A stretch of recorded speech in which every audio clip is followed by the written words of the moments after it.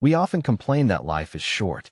We look at the passing years and feel a sense of scarcity, as if time were a resource being cruelly rationed by the universe. But Seneca, in his essay on the shortness of life, offers a challenging counterperspective. Life is not short. We simply make it so. We are not given a brief life, but we make it brief. We are not ill-supplied, but we are wasteful of what we have. Consider how we guard our possessions. If someone were to attempt to steal a piece of your land or a small sum of money, you would be outraged.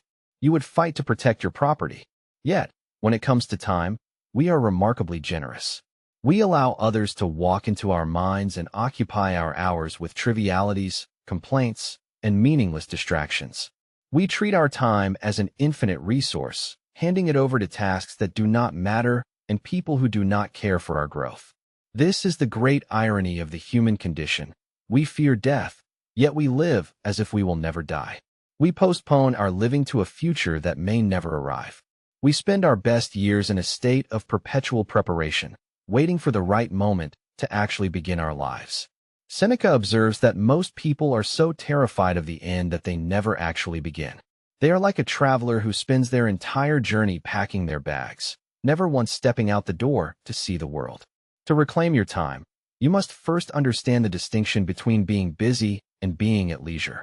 Modern culture equates busyness with importance. We wear our exhaustion like a badge of honor, believing that if we are constantly moving, we must be making progress.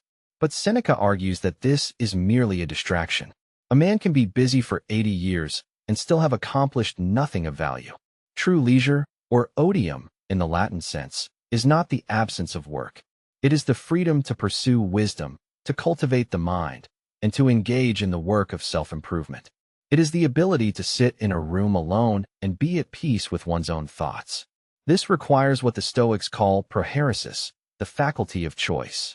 It is the power to decide, moment by moment, what is worthy of your attention and what is merely noise. When you understand that your time is the only thing you truly own, your perspective shifts. You stop saying yes to every request out of a fear of missing out. You stop scrolling through the digital noise that promises connection but delivers only anxiety. You begin to treat your day as a sacred space.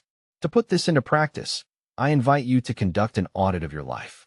Look at the last 24 hours. Where did your attention go? Did it go toward things that helped you grow, or toward things that merely helped you pass the time? Identify one activity that serves no purpose for your development and let it go. Reclaim that hour. Use it for reading, for quiet reflection, or for the difficult work of examining your own character. Life is long enough if you know how to use it properly. It is only when we squander it on luxury, on public status, or on the opinions of others that it slips through our fingers like sand. Ataraxia Daily brings you one Stoic lesson every single day to help you build a calmer, more resilient mind. If you found value in this reflection, I invite you to subscribe to the channel and join our community. I look forward to seeing you back here tomorrow for another step toward a more intentional life.